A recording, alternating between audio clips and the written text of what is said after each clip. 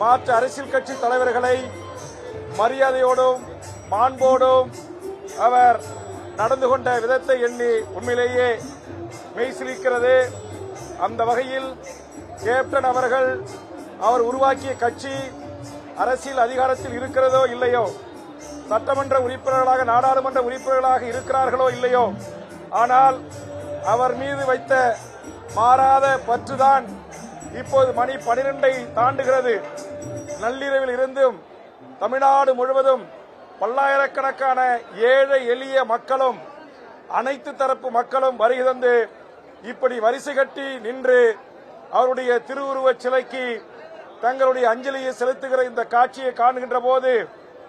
வாழ்ந்தாலும் மறைந்தாலும் விஜயகாந்த் போன்ற மக்களின் அன்பை, இளைய தலைமுறையின் அன்பை, பொதுமக்களின் அன்பை, வயதில் மூத்தோரின் அன்பை, தாய்மார்களின் அன்பை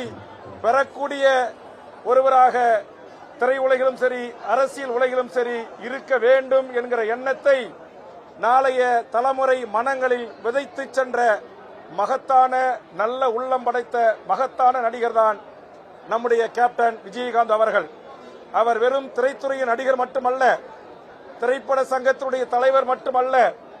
ஏழை எளிய மனங்களை உணர்ந்து மக்களின் விருப்பத்தை உணர்ந்து மக்களுடைய உணர்வுகளுக்கு உணர்ந்து மதிப்பளிக்கக்கூடிய ஒருவர்.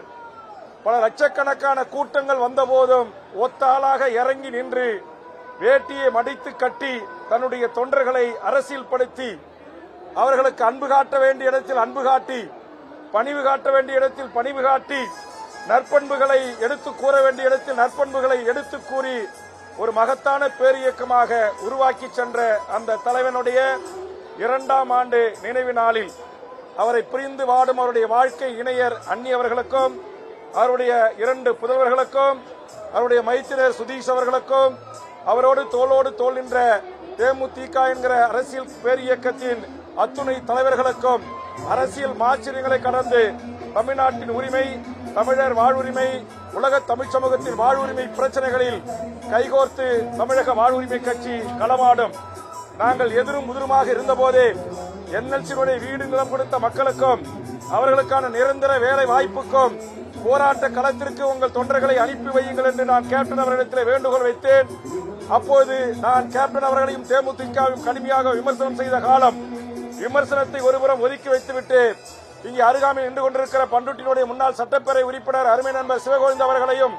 அவரோடு பல்லாயிரக்கணக்கான தேமுதிகவின் தொண்டர்களையும் அனுப்பி என்னுடைய தலைமையில் என்எல்சியினுடைய அந்த போராட்டத்திற்கு ஆதரவு அளித்த மக்களின் உணர்வுகளுக்கும், விவசாயிகளின் உணர்வுகளுக்கும், தொழிலாளர்களின் உணர்வுகளுக்கும், 13,000 தொழிலாளருடைய நிரந்தர உரிமைக்கும் என்னோடு தோள் கொடுத்து துணைகின்றவர் தான் கேப்டன் விஜயகாந்த் அவர்களும் அவருடைய கட்சியும். அதே அடிப்படையில் தமிழர் வாழ்வுரிமை கூட்டமைப்பில் தமிழ் சமூகத்தின் உரிமை போராட்டத்தை நான் முன்னெடுக்கின்ற போது அருமை நண்பர் சுதீஷ் அவர்களும் அந்நியார் அவர்களும் அவருடைய 2ஆம் கட்ட தலைவர்களையும் இன்றைக்கும் அனுப்பி வைத்து ஆதரவு தரம் நீட்டி வருகிறார். அந்த வகையில் ஒரு நல்ல புரிதல் உள்ள ஒரு அற்புதமான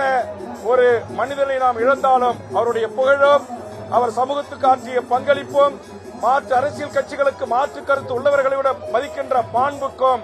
என்றைக்கும் தமிழ் சமூகத்தில் மிகப்பெரிய இடம் திரு விஜயகாந்த் அவர்களுக்கு உண்டு என்பதை இந்த நேரத்திலே தெரிவித்து